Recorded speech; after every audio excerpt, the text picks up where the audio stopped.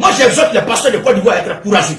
Au lieu de défiler dans les centres médicaux pour le curettage, pour faire des avortements, et il y a plein de femmes qui souffrent de myome, de kystes, de fibromes, à cause des curetages, des avortements répétés. Par l'irresponsabilité, la lâcheté de ces pasteurs, voulant maintenir ces femmes, les manger dans le noir, parce qu'ils ont peur de leurs femmes. Ils n'ont qu'à essayer de prendre la voie de la vérité. Mais ils vont avoir des problèmes tout à l'heure, parce qu'ils sont des gens qui sont commandés par les femmes dans le foyer. J'ai de la...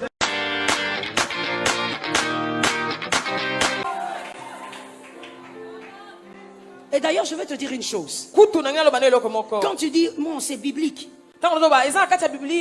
Tout ce qui est biblique n'est pas divin. Tout ce qui est biblique n'est pas divin. Le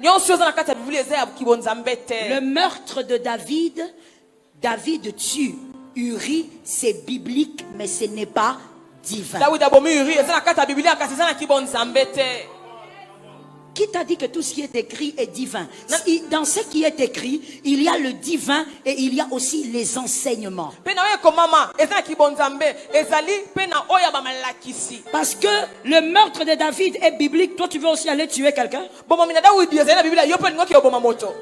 La polygamie de ces hommes, c'est biblique, mais c'est divin. Si c'était divin, en Genèse, Adam aurait vu 2 femmes. Donne-moi un amen là derrière. Il n'y avait pas 2 femmes. Ah, viens s'il te plaît mon frère. Il n'y avait pas 2 femmes en Genèse. Il y avait une seule. La Bible dit, la femme vient d'où? De la côte. Tenez votre côte s'il vous plaît. Aidez-nous. Vous en avez combien? Non, je veux attendre d'abord. Essayez seulement, essayez. Même si on ne peut pas tout compter, mais vous, je suis sûr que vous arrivez quand même à toucher. Combien de côtes vous avez? Au toucher seulement. On n'est pas ici pour répondre comme des médecins. On veut seulement savoir, au toucher, il y a combien de côtes? Combien? Il dit 6. Je croyais que tu avais une seule côte. Non, tu n'as pas une seule côte. Bon. Que l'assemblée maintenant nous aide. Il y a combien de côtes? À gauche, à droite, ça fait combien de côtes? Dieu a utilisé combien? Pourquoi il n'a pas utilisé les autres? Il n'y avait pas de déficit en côtes. Dieu n'a pas pris un seul seulement parce qu'il n'y avait qu'une seule côte. Non. Il a pris une côte. Il a laissé les autres. S'il voulait faire une deuxième, il allait prendre une deuxième côte, une troisième côte, une quatrième côte. Mon frère, sors de la polygamie, sors de l'impudicité, sors de l'impudicité, sors de l'adultère, sors de l'adultère. Il te Jesus, sors de l'adultère. Pourquoi? Tu veux justifier le mal parce que Dieu t'a donné un peu de faveur? Ta foi est tellement instable. Parce qu'aujourd'hui, Jésus a permis l'émergence. Dans la vallée, tu priais, tu pleurais. Jésus t'a sorti, tu as oublié. Merci. C'est seulement dans cette élévation, dans cette émergence, que toi maintenant tu regardes ta femme et puis tu dis, ce n'est pas la femme du ministère. Moi, Dieu m'amène dans l'élévation. Partout on m'appelle Bishop. Ça, ce n'est pas la femme du ministère. La femme du ministère d'abord, elle est comment? Moi, je n'ai pas la réponse aussi à cette question-là. Elle est comment? Elle est comment? Mais vous voyez, quand les gens veulent justifier le mal parce qu'ils commencent à monter, tu regardes ta femme, tu dis, non, moi je vais changer. Je vais prendre la choriste là. Celle que je vois à l'église. Quand elle chante, elle lève la main. Oui, le mariage n'est pas une affaire de larmes dans les cultes. Le mariage est une affaire de caractère.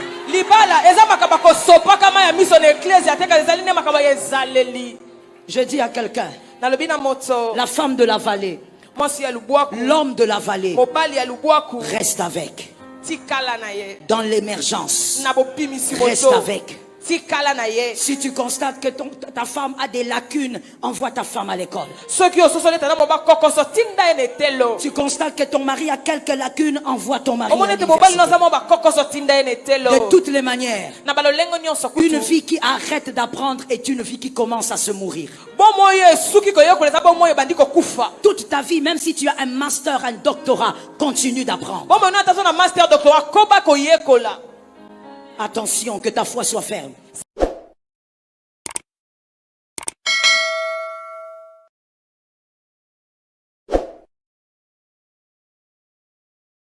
S'il vous plaît, je voulais vous dire ceci. Notre société actuelle a besoin de la vérité. Combien sont ces femmes-là qui sont dans une position de frustration continuelle sans fin? Combien sont ces femmes-là que les gens mangent dans le noir et qui jusque-là sont dans la position des punais secours? C'est-à-dire aussi longtemps que le punais principal ne crève pas, elles ne pourront jamais avoir accès à ce bonheur d'être une femme reconnue légalement aux yeux et sur de tous. Cela n'est pas juste. C'est l'Occident qui, en envoyant la Bible en Afrique ici, l'a accompagné avec sa civilisation et ses traditions. Nous faisons croire que l'homme n'a pas le droit d'avoir 2, 3, 4 femmes. Mais nous, en tant que chrétiens, et le christianisme, son berceau, c'est Israël. Et le Seigneur Jésus-Christ. Laissez-moi terminer. Laissez-moi terminer. Laissez-moi terminer. Laissez-moi terminer. Oui, laissez-moi terminer. On y va. Quand on lit la Bible, jusqu'à cette heure, il n'y a aucun passage des Saintes Écritures qui nous interdit d'avoir autant de femmes que nous voulons. Mais ce qui est interdit par la Bible, c'est de prendre la femme d'autrui. C'est le viol. C'est ce qui n'est pas juste. Ce n'est pas les 10 commandements. Quand vous lisez bien, vous ne verrez pas où c'est écrit tu n'auras pas 2 femmes. Lisons maintenant le passage où Dieu a dit de façon claire. Est-ce que c'est pas parce que Gédéon même a déjà 2 femmes à la maison qu'il exhorte les gens à faire comme lui? Mais avant que Gédéon même ne naisse, avant que je commence à prêcher ce message, je suis en train de vous répondre. Hein. Je suis en train de vous répondre. Avant que je commence à prêcher ce message, avant même aussi que je ne sois marié, je prêchais déjà ce message aussi. Je n'étais pas marié et j'affirmais sur les toits et partout dans les rues que l'homme peut avoir, s'il vous plaît, peut avoir plusieurs femmes. Aussi longtemps que vous allez lier le débat à la personne de Gédéon, vous faites force sur vous. Parce que, regardez ces cas. Exode 21, 10. Écoutez bien ce passage. Exode 21, 10. Oui. Si un homme prend une autre femme, il ne retranchera rien pour la première. Il n'est pas dit qu'il chasse la première. Moi, j'exhorte les pasteurs de Côte d'Ivoire à être courageux. Au lieu de défiler dans les centres médicaux pour le curettage, pour faire des avortements, et il y a plein de femmes qui souffrent de myome, de kyste, de fibromes, à cause des curetages, des avortements répétés. Par l'irresponsabilité, la lâcheté de ces pasteurs. Vouloir maintenir ces femmes, les manger dans le noir, parce qu'ils ont peur de leurs femmes. Ils n'ont qu'à essayer de prendre la voie de la vérité. Mais ils vont avoir des problèmes tout à l'heure, parce que ce sont des gens qui sont commandés par des femmes dans le foyer. Alors, termine le passage. Si un homme prend une autre femme, il ne retranchera rien pour la première. Il ne retranchera rien pour la première. À la nourriture, aux vêtements, et au droit conjugal. Et nous, en tant que chrétiens, nous disons Amen.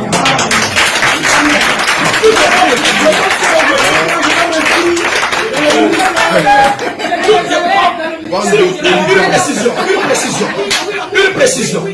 Nous ne faisons pas de la polygamie une obligation. Mais nous disons que si quelqu'un a les moyens et se sent poussé de prendre une autre femme, de prendre 2 femmes, 3 femmes, 4 femmes, 5 femmes, 6 femmes, 8 femmes, et qu'il a les moyens de les entretenir, ça diminuerait encore, permettez-moi avec la main droite sur le cœur, le nombre de femmes frustrées. De femmes frustrées dans la société. À la mairie, vous avez épousé combien de femmes? S'il vous plaît. Gédéon, à la mairie, vous avez épousé combien de femmes? Nous, en tant que chrétiens, vous en tant que Gédéon, nous, en tant que chrétiens, nous ne croyons pas que ce soit une obligation pour un homme d'aller se marier à la mairie. Et je n'ai jamais vu dans notre pays, ici en Côte d'Ivoire, quelqu'un faire la prison parce qu'il ne s'est pas marié à la mairie. Le concubinage est autorisé par la Bible. Vous demandez si le concubinage est autorisé par la Bible. Le concubinage n'est pas condamné par... de quelqu'un, de la mettre dans ton foyer sans l'épouser, c'est légal dans la Bible. Mais qu'est-ce que vous appelez concubinage? Le mariage, le mot mariage là, ce n'est pas avec là. ta femme, tu ne l'as pas épousée, tu n'as pas fait d'elle ta femme devant Dieu, devant les hommes. Tu as plus d'elle dans le foyer. C'est à quel moment on fait d'une femme sa femme devant Dieu, devant les hommes? Quand tu la prends, tu la vois à la mairie devant ses parents, tu dis je vais prendre votre enfant chez vous. Vous tirez cet enseignement-là. Avec elle devant Dieu. D'où vous tirez cet enseignement-là? Dans la Bible, je dis oh. Donnez-nous une idée du passage. Bon, si on sait ça à la maison. S'il vous plaît, je vous réponds. Juste pour compléter, s'il te plaît. Permets-moi de compléter. Quand la Bible dit, l'homme quittera son père et sa mère, s'attachera à une femme. Dis pas deux, dis une. Je veux que tu m'expliques. Je ne vais pas tomber dans la polémique, je veux juste que tu m'expliques. Ok. Avant de répondre à votre question, je reviens à ce que la dame disait. Que le mariage entre un homme et une femme est reconnu devant Dieu lorsque l'homme prend cette dernière pour l'avoir à la mairie et lui fait signer le papier. C'est le piège occidental qui relègue l'homme au même pied d'égalité que la femme à éviter qu'il y ait là. Nos parents, nos pères, nos aïeux qui ont vécu ici avant que la mairie n'existe. Donc, ce qu'ils ont fait avec nos aïeux, nos mères là, nos grands-mères là, n'est pas reconnu par Dieu. Le mariage, selon les Écritures, c'est lorsque un homme et une femme tombent d'accord sur ce principe d'amour et que ce principe-là, s'il vous plaît madame, sur ce principe-là est pacté par l'acte sexuel. Maintenant, pour honorer cette dernière, pour enlever le nom d'une femme quelconque sur elle, vous partez voir ses parents et vous dotez cette dernière. Et c'est la dot qui est reconnue par la Bible. Maintenant, à la question qui vient de s'ajouter, puisque c'était une préoccupation antérieure à laquelle je viens de répondre, par rapport à ce que vous venez de dire, que l'homme quittera son père et sa mère s'attachera à une femme pour votre gouverne, sans toutefois vouloir vous offusquer. Il n'est pas écrit s'attacher à une femme, mais c'est bien écrit s'attacher à sa femme.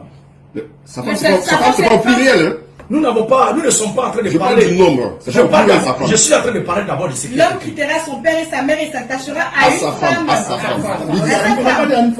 J'ai dit, je ne viens pas encore à la réponse à la question, mais je parle même du correctif que j'apporte au texte que vous avez cité un peu de façon de placer. Ça ne change pas mon idée. Maintenant, que vous êtes d'accord que ce n'est pas écrit à une femme, mais c'est sa femme, je viens maintenant à la réponse à votre question. Mais ce texte-là est clair. Et puis, l'homme ne quitte pas son père et sa mère, comme les gens le pensent, comme les gens le croient, pour aller fonder un empire. Si c'est dans le sens d'épouser la femme, de se faire un foyer, mais il y a des gens qui restent en famille, et puis ils dotent la femme, ils sont là. Mais l'homme quitte son père et sa mère pour s'attacher à sa femme. Or, s'attacher est démontré dans les Écritures comme étant l'accomplissement de l'acte sexuel. C'est ce que la Bible nous dit. Donc l'homme étant incapable et ne pouvant pas à la fois, au même instant, coucher ou bien entreprendre l'acte sexuel avec 2, 3, 4, 5 femmes à la fois, aujourd'hui, il est avec sa femme Solange, demain, il est avec sa femme.